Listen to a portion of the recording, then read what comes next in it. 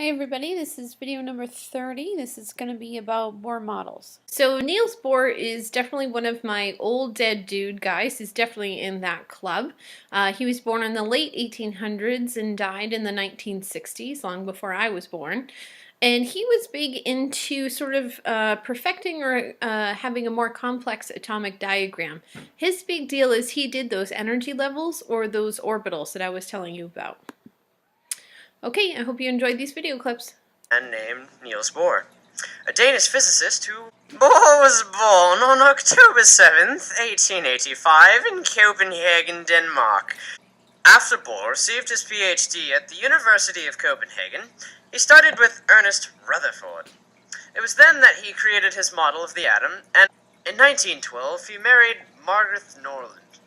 They had a loving life together, despite the fact that he postponed their honeymoon for 1 week while he finished his paper on the atom. In the year 1920, Bohr became the head of the Institute for Physics at the University of Copenhagen.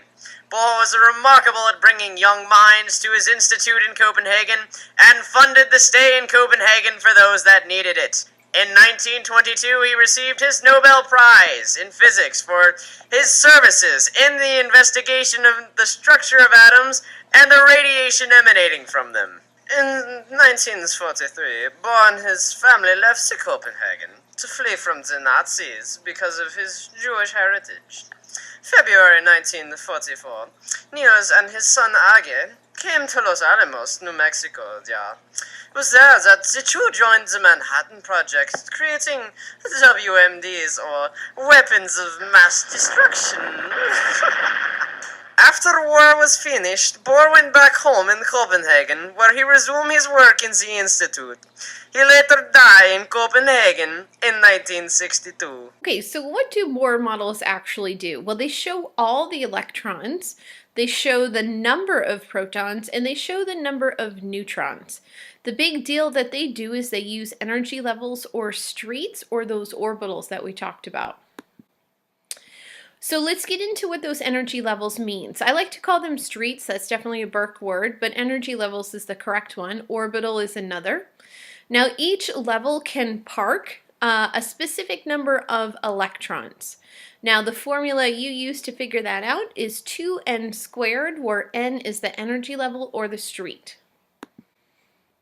So if you were to use that formula and put in 1, 2, 3, and 4, this is what you would get. So the first street, it's very small. It can only hold 2 electrons.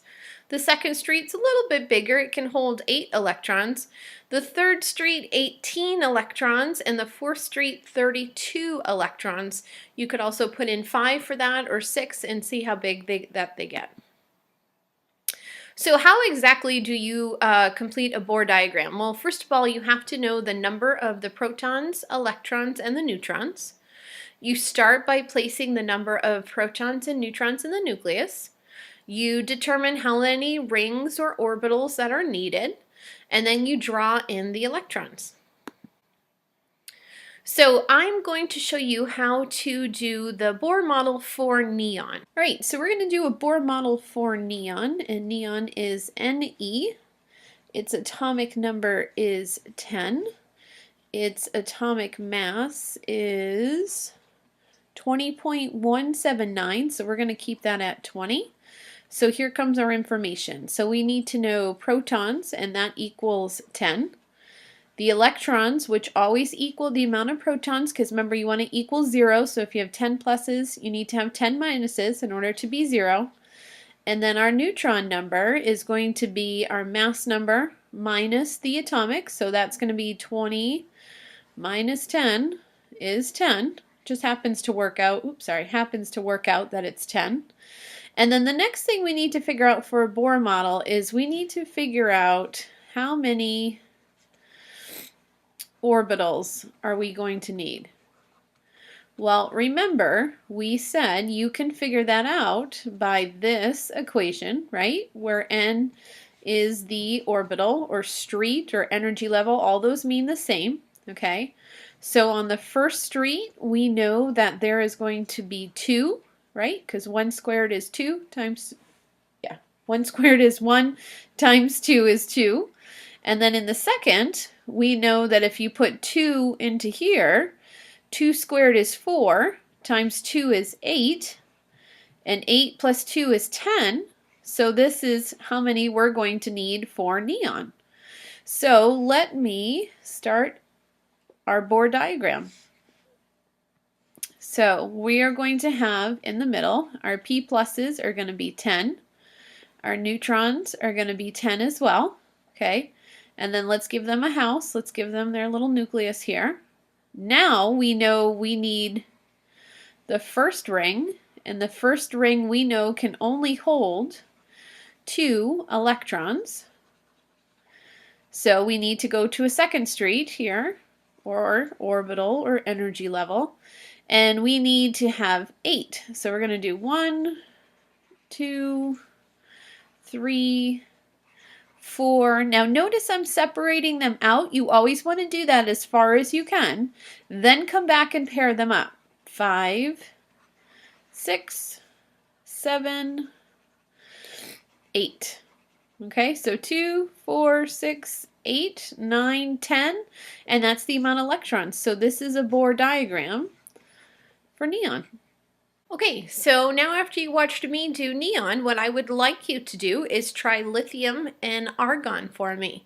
I've included the steps right here. Go ahead and put me on pause, and let's see if you can draw a Bohr diagram for these two elements.